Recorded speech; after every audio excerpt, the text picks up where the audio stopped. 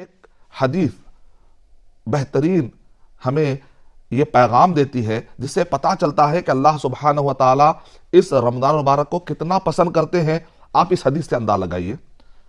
حدیث نمبر السلسلہ الصحیحہ، حدیث نمبر 1575 1575 میں ہے کہ اللہ کے نبی صلی اللہ علیہ وسلم نے ارشاد فرمایا انزلت صحف ابراہیم لأول شہر رمضان، کہ اللہ کے نبی صلی اللہ علیہ وسلم نے ارشاد فرمایا کہ ابراہیم علیہ السلام پر صحیفوں کا جو نزول ہوا اس وقت پر رمضان المبارک کی پہلی تاریخ تھی، یعنی وہ رمضان المبارک کا مہینہ تھا. وَأُنزِلَتِ التَّوْرَاتُ لِسِتٍ مَضَتْ مِنْ شَهْرِ رمضان، اور جس وقت پر تورات نازل ہوئی تو اس وقت پر رمضان المبارک کا مہینہ تھا اور رمضان المبارک کی 6 تاریخ تھی. وَأُنزِلَتِ الزَّبُورُ ل13 مضت من رمضان، اور جس وقت پر زبور نازل ہوئی تو اس وقت پر رمضان المبارک کا مہینہ تھا اور 13ویں تاریخ تھی. وَأُنزِلَ الْإِنْجِيلُ ل18 مضت من شہر رمضان، اور جس وقت پر انجیل نازل ہوئی تو اس وقت پر رمضان المبارک کا مہینہ تھا اور 18ویں تاریخ تھی. وَأُنزِلَ الْقُرْآنُ ل24 کہ جس وقت پر قرآن مجید نازل ہوا رمضان مبارک کا مہینہ تھا اور وہ 24ویں تاریخ تھی. اس حدیث شریف سے آپ نے کیا اندازہ لگایا؟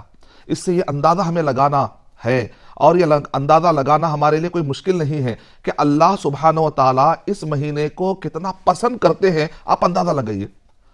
صحیفہ ابراہیم کو نازل کرنے کے لیے اللہ سبحانہ و تعالیٰ نے کسی اور مہینے کا انتخاب نہیں کیا. تورات کو نازل کرنے کے لیے اللہ سبحانہ و تعالیٰ نے کسی اور مہینے کا انتخاب نہیں کیا. زبور کو نازل کرنے کے لیے اللہ سبحانہ و تعالیٰ نے کسی اور مہینے کا انتخاب نہیں کیا. اسی طرح انجیل اور اسی طرح قرآن مجید کو، یعنی اللہ سبحانہ و تعالیٰ نے جب یہ معزز کتابیں نازل کرنے کا اللہ سبحانہ و تعالیٰ نے فیصلہ کیا تو رمضان المبارک کو اللہ سبحانہ و تعالیٰ نے منتخب فرمایا.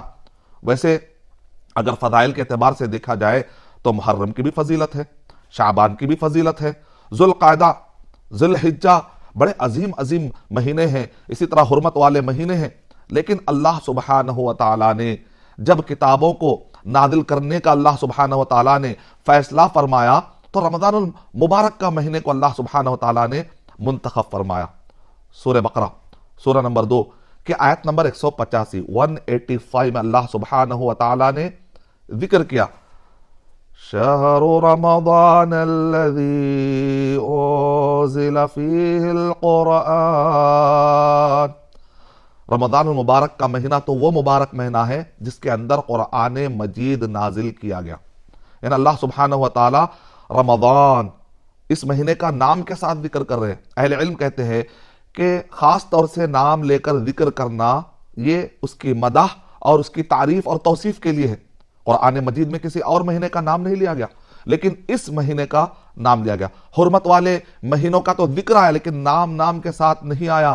لیکن رمضان المبارک کا نام کے ساتھ باقاعدہ ذکر کرتے ہوئے اللہ سبحانہ و تعالیٰ نے اس کی پذیرائی بیان کرتے ہوئے، تعریف بیان کرتے ہوئے کہا کہ رمضان المبارک کا مہینہ تو وہ مبارک مہینہ، رمضان کا مہینہ تو وہ مہینہ ہے کہ جس کے اندر قرآن مجید نازل کیا.